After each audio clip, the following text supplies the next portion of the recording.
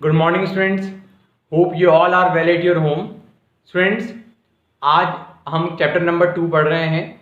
Chapter number 2 का introduction जो कि आपको मैम ने बता दिया है, उसमें कुछ डेफिनेशंस थी जो मैम ने आपको समझाई थी, तो आपको अच्छी से समझ में आ गई होंगी।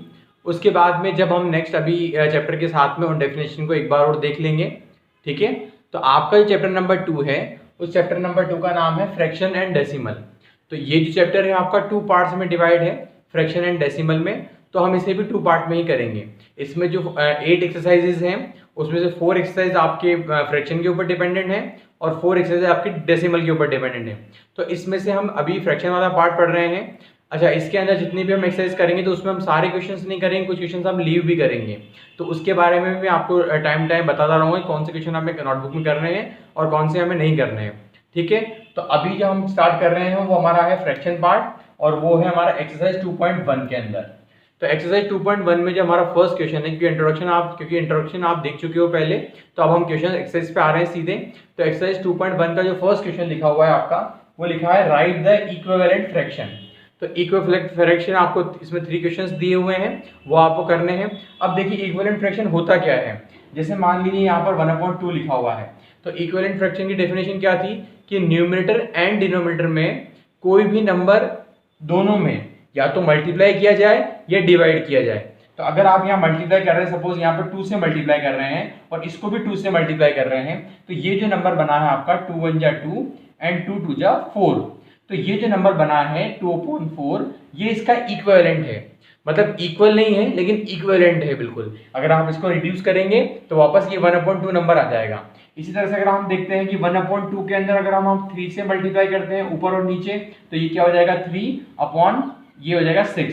तो ये 3/6 है, ये भी 1/2 का इक्विवेलेंट है। तो हमारे पास जो लिस्ट बनती है वो इस तरह से बनती है 1/2, 2/4, 3/6, 4/8 एंड सो ऑन। इस तरह से लिस्ट बनती है। तो ये तो हो गया मल्टीप्लाई वाला काम, जब न्यूमरेटर और डिनोमिनेटर दोनों में हम किसी को मल्टीप्लाई कर रहे हैं। और इसी तरह से आप डिवाइड का ऑप्शन भी देखिए, तो 6/12। मान लीजिए अब यहाँ पे मैं 2 से डिवाइड कर रहा हूँ, तो न्यूमरेटर को भी 2 से डिवाइड कर रहा हूँ और डिनोमिनेटर को भी 2 से डिवाइड कर रहा हूँ। ऐसा करने पर क्या होगा, मेरे पास में यहाँ बचेगा 3 और यहाँ बचेगा मेरे पास में 6। तो 6/12 एंड 3/6 ये भी आपस में इक्विवेलेंट है। समझ में आया आपको? यानी कोई भी ऑपरेशन, चाहे मल्टीप्लिकेशन हो चाहे डिवीजन हो, जब हम न्यूमरेटर और डिनोमिनेटर दोनों में साथ करते हैं तो उससे हमारा इक्विवेलेंट फ्रैक्शन हमें मिलता है।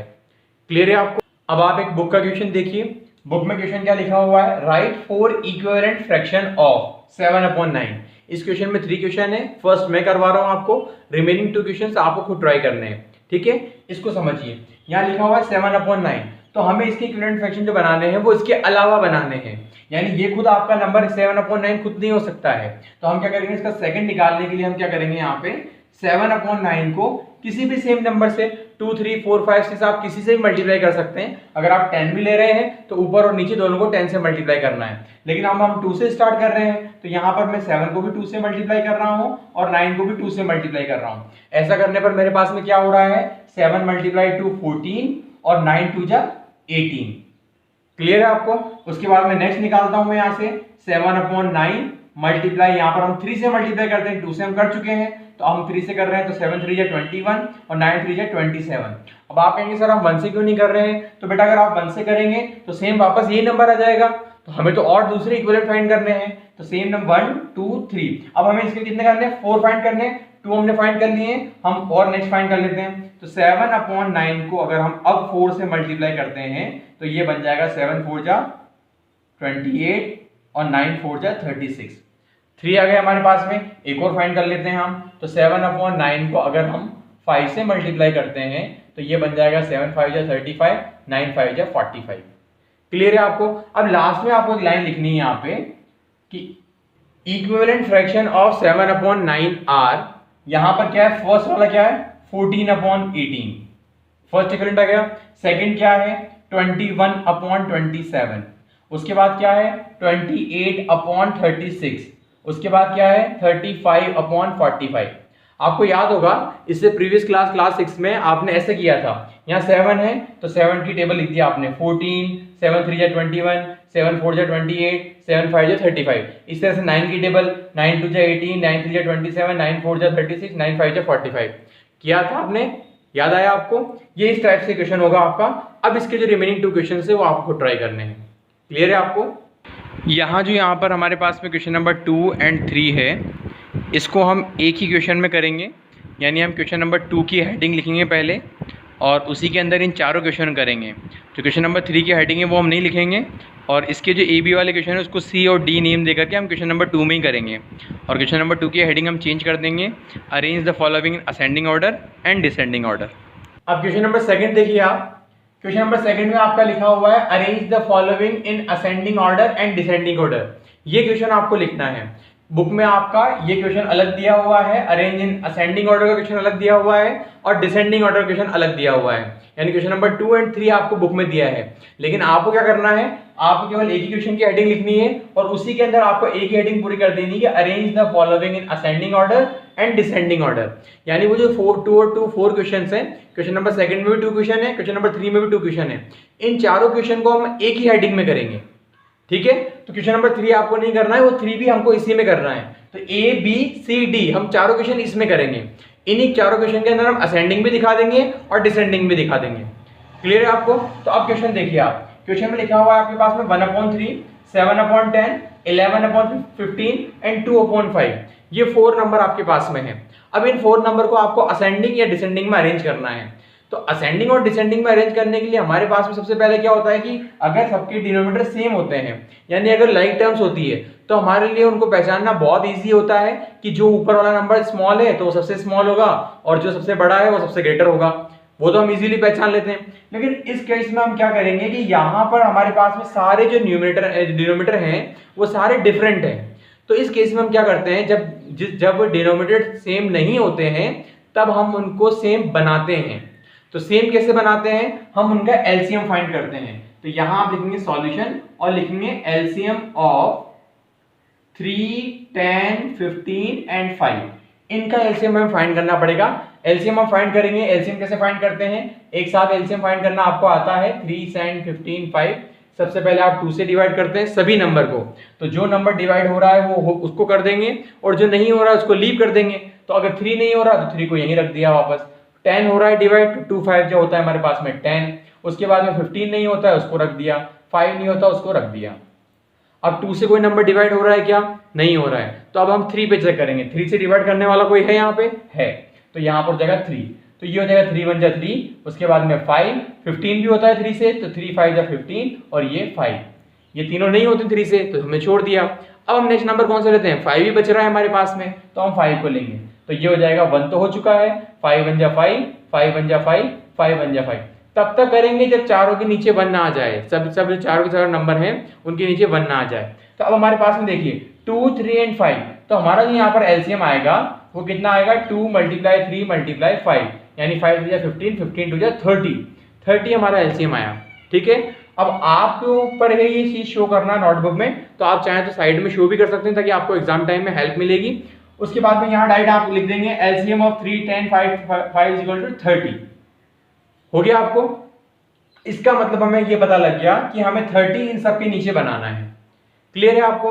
अब सबसे पहले हम 1/3 के नीचे 30 बनाएंगे, तो मतलब इक्विवेलेंट बनाना है। तो अब बताइए, अगर मुझे डिनोमिनेटर में 30 चाहिए यहाँ पे, तो मुझे इस 1/3 को किससे मल्टीप्लाई करना पड़ेगा। देखो मुझे यहाँ पे 3 से यहाँ 30 चाहिए, तो 3 को मैं किससे मल्टीप्लाई करूंगी, 30 आए 10 से, तो 3 10 जा 30 होता है इसलिए। लेकिन अगर मैं जब यहाँ पर 10 से मल्टीप्लाई कर रहा हूं तो इट मीन्स मुझे न्यूमरेटर में भी क्या करना पड़ेगा, 10 से ही मल्टीप्लाई करना पड़ेगा, क्योंकि जो ऑपरेशन यहाँ पर लगता है वो दोनों में सेम लगता है। तो ये हो जाएगा 10। समझ में आया? तो अब इनको मल्टीप्लाई कर देंगे। 10 3 जा तो 30 होता ही है, 10 1 जा 10। आया समझ में आपको? उसके बाद 7/10 लेते हैं। तो 7/10 के नीचे अब हमें 30 बनाना है। तो बताइए 30 बनाने के लिए 10 को 30 बनाने के लिए किससे मल्टीप्लाई करें, 3 से। तो जब इसको 3 से मल्टीप्लाई कर रहे हैं तो न्यूमरेटर को भी 3 से करेंगे। तो ये हो जाएगा 7 3 जा 21। आया समझ में आपको? अब यहाँ पर नेक्स्ट नंबर ले लीजिए 11/15। तो ये हो जाएगा 11/15। इसे भी हमें 30 बनाना है। तो 30 बनाने के लिए 15 को किससे मल्टीप्लाई करें, 15 की टेबल में कितनी बार में 30 आता है, 15 2 जा 30। मतलब यहाँ पर जो भी नंबर आप बनाएंगे वो टेबल में आएगा, कंफर्म है। एलसीएम अगर आपका सही है तो वो नंबर आएगा। तो 15 2 जा 30 और 11 2 जा 22। आया समझे आपको। अब लास्ट नंबर हमारा बच रहा है कौन सा, 2/5, इसे भी हमें बनाना है 30। तो कैसे बनाएंगे, 5 को 30 बनाने के लिए किससे मल्टीप्लाई करेंगे, 5 6 जा होता है 30, 5 की टेबल में 6 टाइम में 30 आता है, तो 2 को भी हमें 6 से मल्टीप्लाई करना पड़ेगा, तो 2 6 हो जाएगा हमारे पास में 12। यहां तक क्लियर है आपको। यहां तक क्या हुआ, हमारे पास में सबके डिनोमिनेटर में हमारे पास में कितना आ गया, 30 आ गया। क्लियर है यहां तक आपको। तो अब हमारे पास में चारों इसके इक्विवेलेंट आ गए हैं, यानी कि ये हमको सबको डिनोमिनेटर सेम होगा क्योंकि अरेंज कर दिया है, इससे इनकी वैल्यू चेंज नहीं हुई, ये वही नंबर है। अब हमें अरेंज करना है इन असेंडिंग ऑर्डर। तो असेंडिंग का मतलब क्या होता है, स्मॉलर टू लार्जर, यानी कि छोटे से बड़ा। तो अब देखिए इसमें सबसे छोटा नंबर कौन सा है, डिनोमिनेटर में सबके 30 है, तो हमें ऊपर वाला नंबर यानी कि न्यूमरेटर को देख करके पता लगाना है। तो देखिए 10, 21, 22, 12, इन सब में सबसे छोटा कौन सा है, सबसे छोटा है हमारा 10/30। तो यहां लिखेंगे हम सबसे पहले 10/30। क्लियर है। उससे बड़ा कौन सा है, 12/30, तो ये हो जाएगा 12/30। उससे बड़ा कौन सा है हमारे पास में 21/30, तो ये हो जाएगा 21/30। उसके बाद में 22/30, 22/30। अभी भी हमारा क्वेश्चन ये पूरा नहीं हुआ है, क्योंकि क्वेश्चन में हमसे पूछा गया था इस फॉर्मेट में कि इनको आपको अरेंज करना है असेंडिंग और डिसेंडिंग के अंदर, और अभी तो हमने इक्विवेलेंट को अरेंज किया है, तो कोई बात नहीं, हमने इक्विवेलेंट के सामने वाले जो नंबर होंगे वो तुरंत लिख देंगे। 10/30 क्या है, आप किसको बनाया था हमने, 1/3 को, तो यहाँ लिख देंगे अपन 1/3। ठीक है। 12/30 हमने किसको बनाया था, 2/5 को, तो इसके बाद आएगा 2/5। 21/30 हमने किसको बनाया था, 7/10 को, तो यहां आ जाएगा 7/10। 22/30 किसको बनाया था हमने, 22/30 11/15 को बनाया था, तो ये 11/15। ये अब जाकर के आपका एक क्वेश्चन जो कि असेंडिंग ऑर्डर है वो करेक्ट हुआ है। आया समझ में आपको। और इसी के साथ में हम डिसेंडिंग भी कर देंगे, डिसेंडिंग ऑर्डर। तो डिसेंडिंग ऑर्डर में चेक करने की कोई रिक्वायरमेंट नहीं है, आप डायरेक्ट आंसर लिख सकते हैं। ये उल्टा लिखा हुआ है, सबसे छोटा फिर बड़ा फिर बड़ा फिर बड़ा, डिसेंडिंग में क्या हो जाएगा, उल्टा हो जाएगा, सबसे बड़ा पहले आ जाएगा। तो इसके अंदर हमें ये इक्विवेलेंट लिखने की जरूरत नहीं है, डायरेक्ट आंसर भी लिख सकते हैं अपन इसमें। ये हो जाएगा 11/15। अब आप चाहें तो कॉमा भी लगा सकते हैं, और आप चाहें तो इस सिंबल का भी यूज कर सकते हैं। ठीक है, कॉमा दोनों सही है। तो 11/15, 7/10, फिर उससे छोटा 2/5, और उससे छोटा 1/3, यानी इसी को उल्टा करके लिख दिया। ये हमारा असेंडिंग एंड डिसेंडिंग पूरा हो गया। एक बार और देख लीजिए आप क्या किया हमने, सबके डिनोमिनेटर डिफरेंट थे, तो हमने पहले उनका एलसीएम फाइंड किया, एलसीएम फाइंड करके एक नंबर आया, उस एक नंबर को हमने सबके नीचे बना दिया। बनाने के बाद में हमारे पास में चेक करना इजी हो गया कि कौन सा नंबर बड़ा है कौन सा छोटा है। उसके बाद में हमने असेंडिंग कर दिया और डिसेंडिंग कर दिया। बच्चे के एग्जाम में गलती ये करते हैं कि असेंडिंग की जगह तो डिसेंडिंग, यानी वो कंफ्यूज रहते हैं कि असेंडिंग और डिसेंडिंग का मतलब क्या होता है। तो असेंडिंग का मतलब होता है छोटे से बड़ा, और डिसेंडिंग का मतलब होता है बड़े से छोटा, डिक्रीजिंग ऑर्डर में। क्लियर है यहाँ तक आपको। तो स्टूडेंट्स आज आपको होमवर्क यही है कि आपको क्वेश्चन नंबर 1 और 2 नोटबुक में करना, एक्सरसाइज 2.1 का। क्वेश्चन नंबर 2 का आप ध्यान रखेंगे कि जो क्वेश्चन नंबर 3 जो हम कर रहे हैं वो भी आपको 2 में ही मर्ज करना है।